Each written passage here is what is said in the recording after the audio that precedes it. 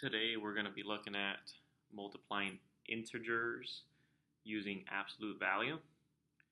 It's actually a very simple three-step process. As long as you get this three-step process down, you'll be set to go.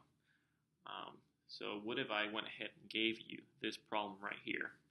If I said multiply 13 times -3. Now, before I continue, I want to clarify something.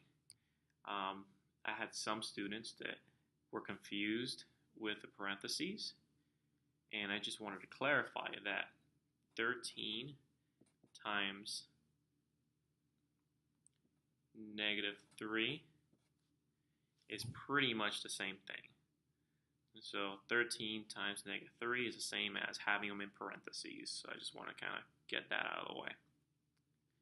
Now, using this three-step process, on the first step, I want to go ahead and determine the sign of the product. When I say determine the sign of the product, I want to see what kind of numbers I'm dealing with, whether they're positive or negative. So if you see here, I have a negative number, and this one is a positive number.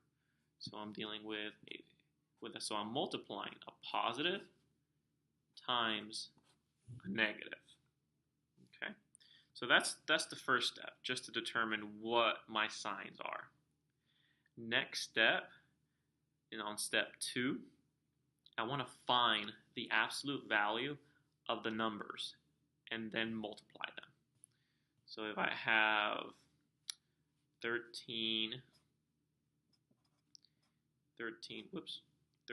times -3, I want to go ahead and find the absolute values. By doing that, I put my little absolute value brackets around the 13 and the -3. And remember, have we spoken in the past that whenever you find the absolute value of a number, it's always positive. So I don't care if it's -3 or +3. The absolute value is always going to be positive. So the absolute value of 13 is 13. The absolute value of -3 is 3. Once I get the absolute value of both of my numbers, I'm going to multiply them both together. So if you multiply 13 times 3, it'll give you 39. Now, I got 39. Now I want to go ahead and go to my next step. Step 3.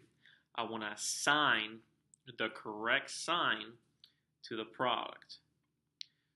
So if my answer is 39, which that's the answer that I got for step 2, on step 3, I have to figure out whether the 39 is going to be positive or it's going to be negative. So if we're looking at multiplication, one thing you want to remember, it's kind of the rule of thumb, where if you are multiplying a positive times another positive, the answer is always going to be positive. If you are multiplying, let me move this up a little bit. If you are multiplying a positive times a negative, the answer is always going to be negative. If we are multiplying a negative times a negative, the answer is always going to be positive. So it's pretty interesting how that works. A positive plus a positive equals a positive.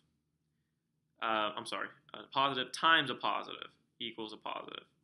A positive times a negative equals a negative. A negative times a negative will always equal a positive. So something to keep in mind. So if I have 39 as my answer for step 2, if you look at the original problem right here, I am multiplying a positive times a negative.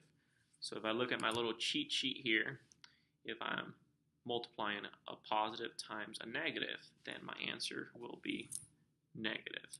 So my answer for this one will be negative 39. All right, let's go ahead and do one more just for practice sake. Let's start with, let's say I have negative 5 times negative 8. So say I have negative 5 times negative 8. In step 1, I wanted to go ahead and determine the sign of the product. So if you look at step 1 over here, it says determine the sign of the product. If I look here, I have 2 negatives. So what I'm doing is I'm actually multiplying a negative times a negative, which, as we saw on the previous paper on a little cheat sheet, if we're multiplying negative times a negative, it's going to be positive.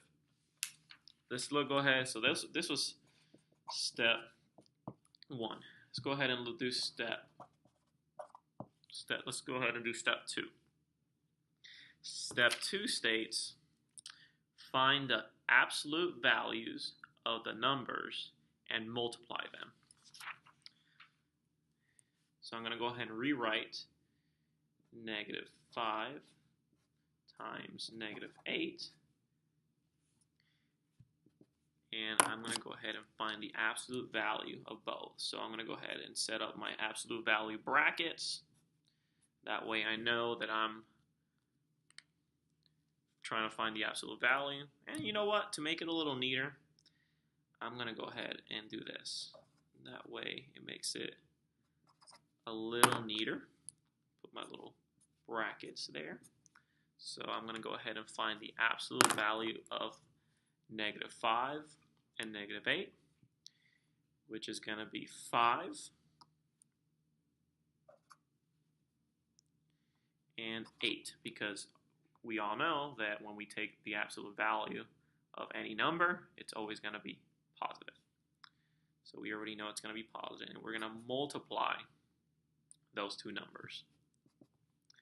So 5 times 8 is 40.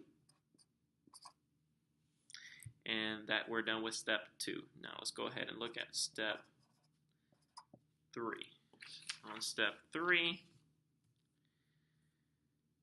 it says assign the correct sign to the product. So let's go ahead and assign the correct sign. With the original problem, we had we were multiplying a negative times a negative, and we know when we multiply a negative times a negative, it's always going to be positive. So I'm going to go ahead and write down my answer here, which is 40. And since I was multiplying a negative times a negative, then I'm going to leave the answer the way it is. I've determined that 40 is my answer, positive 40 is my answer, because I was multiplying a negative times a negative. This same method worked with bigger problems. Say you had like a 3-digit problem or anything larger. You can use the same method, the same step process. You might have to go an extra step with bigger numbers in order and use the standard algorithm to kind of figure out what the answer is. But 3 quick, easy steps, you shouldn't have a problem with this.